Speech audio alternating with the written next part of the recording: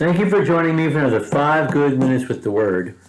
I'm Barry Bryson, and we're going to begin today our study of the Wisdom Psalms of David, and we're going to introduce this study today. I know I promised you I'd be back in the 5 Good Minutes studio last time we were together, but we're stuck here one more day. Let's talk about the Wisdom Psalms of David. There are 150 psalms in the book of Psalms, and David wrote a little more than 70 of them. I personally think all the psalms that David wrote have David's name on them. I don't think he wrote any of the untitled psalms. I know a lot of people want to hook him up with Psalm 99 or Psalm 119 or Psalm 1, but I don't think he wrote any of the psalms that his name is not on. I mean, David was so famous, and Hebrew worship music is so famous that I cannot imagine that there are songs that David wrote that don't have his name on them, but that's just my opinion.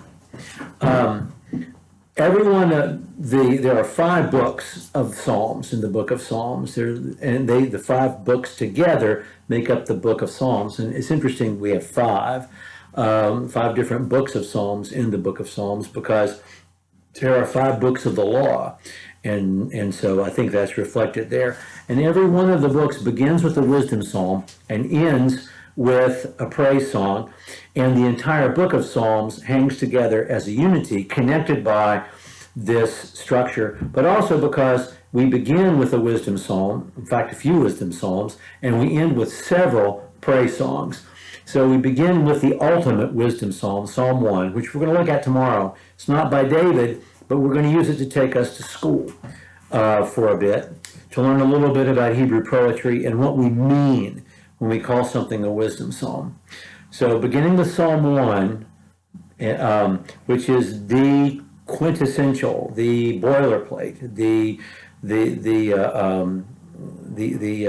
ideal of wisdom psalm, and then ending with Psalm 150, in which every verse begins with the word hallelujah.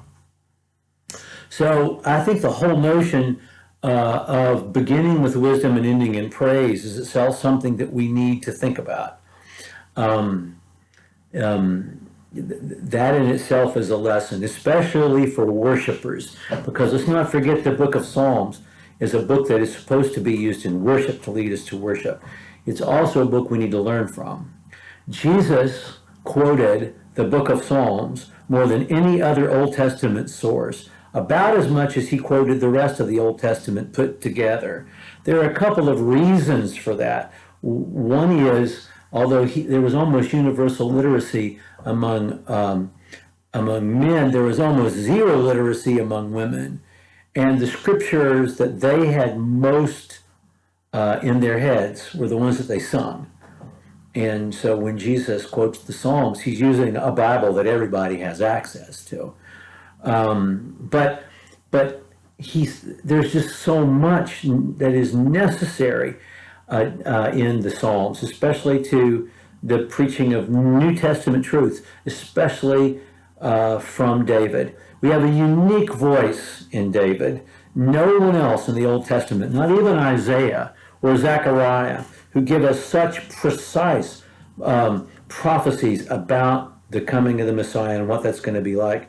No one has a New Testament sensibility, a knowledge of God's grace, and that we expect to live in the house of the Lord forever, Psalm 23. No one has that sensibility the way David does.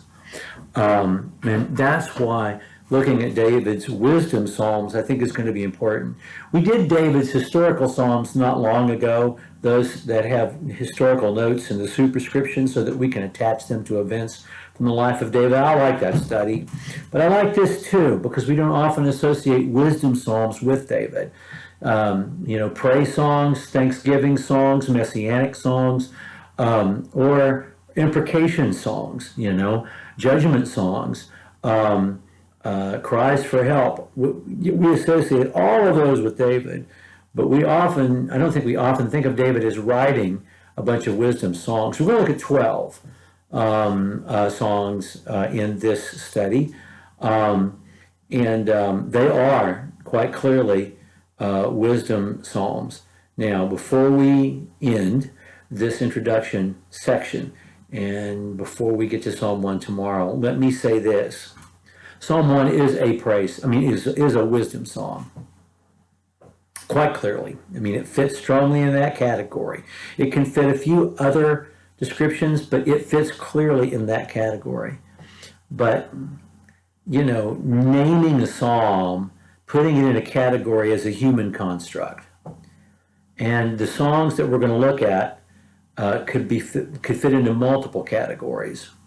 But we're going to look at Psalm 1, clearly a wisdom psalm, and we're going to use it to acclimate ourselves to what we mean when we say a wisdom psalm, and also talk about the structure of Hebrew poetry and things to be looking for. But we're going to be listening for the lessons and not so much appreciating the stitching or the rhyme schemes in this study. Okay. We're going to pick up with Psalm 1 next time. Thank you for joining me for another 5 good minutes with the Word.